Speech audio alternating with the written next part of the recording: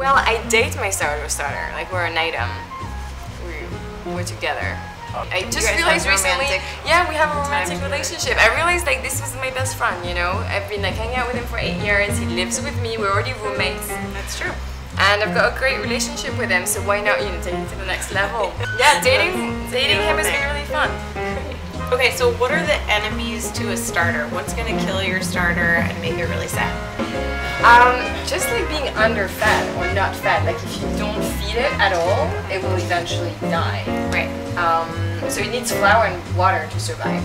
And when it's out in the wild without, you know, anybody to feed it, then it can potentially die, which I hope will never happen to my sourdough starter. But we have to cherish them. Exactly. Wow, look at that. They look so good. Do you hear the crisp?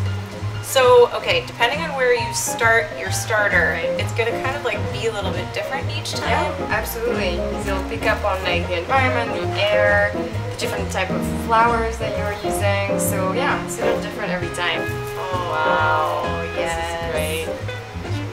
Absolutely. Wow. Whoa. I'm waiting for it to cool. Is it too hot?